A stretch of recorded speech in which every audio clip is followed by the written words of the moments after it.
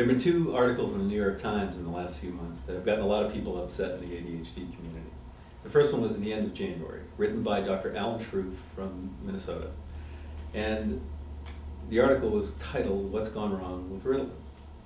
And the reason why this has been so upsetting is he took a very clear stance against use of medication for what he feels is a disorder that has yet to be demonstrated to be a real neurobiological condition.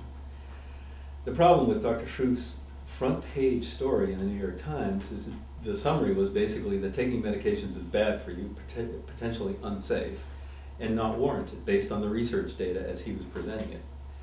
And he basically said there's no evidence that suggests that medications work beyond 4 to 8 weeks, and that they're so potentially laden with dangerous side effects that they're too dangerous to give, and that he thought that a lot of the reasons why people have ADHD are really more about environment.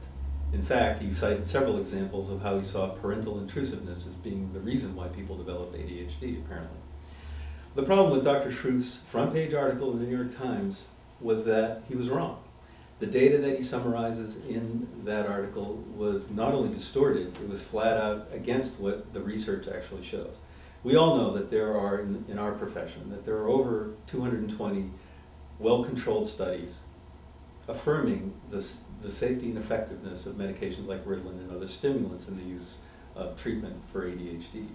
Dr. Shroof claimed that these studies only show they last 4 to 8 weeks, and the longest study of which had a follow-up 3 years later, indicated that the effects of treatment wore off, no longer exist.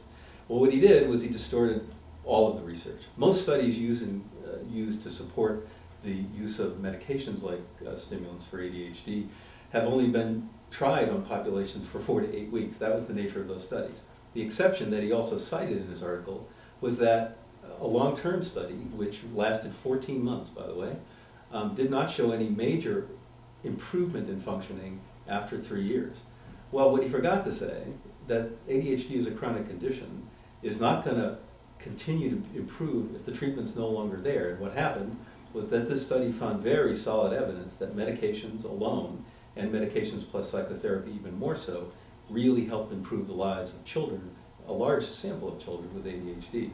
The study only lasted 14 months, the grant ran out, and what happened later was that these children were then allowed to see community providers, just as the other comparison group in the study previously had shown was not as effective.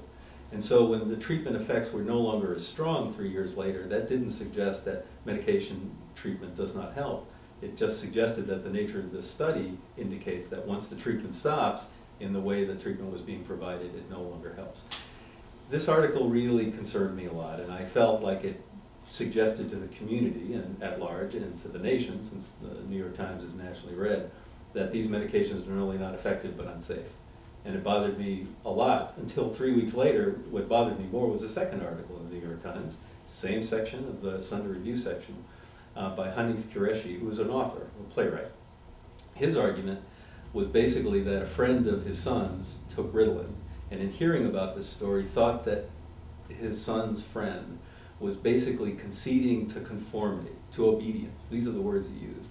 That instead of allowing for creativity, for allowing distractibility to have a lot of advantages in life, to allow the creative process to flourish, that any child whose parents made them take Ritalin was basically conforming to the parental idea of obedience and their own definition of what conformity ought to be.